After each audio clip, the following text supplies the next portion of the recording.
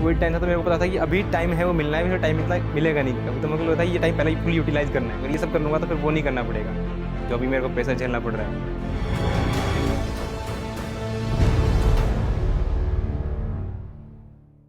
Preparation के दौरान जैसे जो लो फेजेस आते हैं कई बार ड्यू टू मेनी रीजंस, जैसे आप कोविड के फेज में तैयारी करते वहाँ तो बहुत ज़्यादा नेगेटिविटी था और कुछ करने का, मुझे याद है वो फेज एक ऐसा था जब सेकेंड वेव आई है।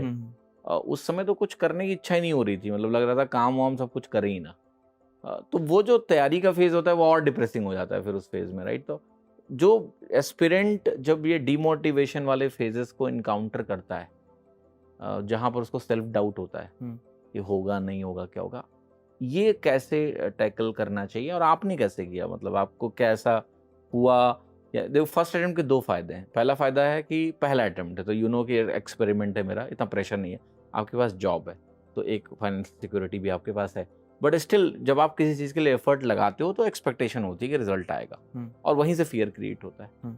आपका क्या पर्सपेक्टिव है, कैसा आपका फेज रहा ये पूरा? पहले तो सर कोविड टाइम था तो मेरे को पता था कि अभी टाइम है वो मिलना है, फिर टाइम इतना मिलेगा नहीं कभी। तो मेरे को लगता है ये टाइम पहले ही फुल यूटिलाइज करना है। तो पहला तो वही था। फिर ऐसा था कि मतलब करंट जॉब थी, मतलब कॉर्पोरेट में तो बड़ा प्रेशर रहता है। तो फिर वही कि जो मैं करंट जो काम कर रहा हूँ उसका डीमेरिट्स होता था, इसकी डीमेरिट्स क्या है, और एक बार अगर मैं वो कर लूँगा तो ये सब दूर हो जाएंगे। तो मेन तो मेरा वही था मोटिवेशन, इसकी डीमेरिट्स क्या है, अगर ये सब कर लूँगा तो फिर वो नहीं करना पड़ेगा जो अभी मेरे को प्रेशर झेलना पड़ रहा है। और जैसे कभी कभी डिमोटिवेशन आता था तो मतलब ऐसा नहीं कि मैं फिर पढ़ाई छोड़ देता था बीच में। जो अपनी हॉबीज़ है वो थोड़ा फॉलो कर लो, थोड़ा ध्यान डिस्ट्रैक्ट हो जाएगा तो फिर वापस हम पढ़ाई शुरू कर सकते हैं। कंटिन्यू करेंगे तो फिर ज़्यादा डिमोटिवेशन होगा। और कुछ मोटिवेशनल बुक्स वगैरह ये सब कुछ देखते थे आप? नहीं मोटिवेशनल बुक्स तो मैंने कोई पढ़ी नहीं। पढ़ी, राइट। कोई मोटिवेशनल वीडियोस वगैरह वगैरह?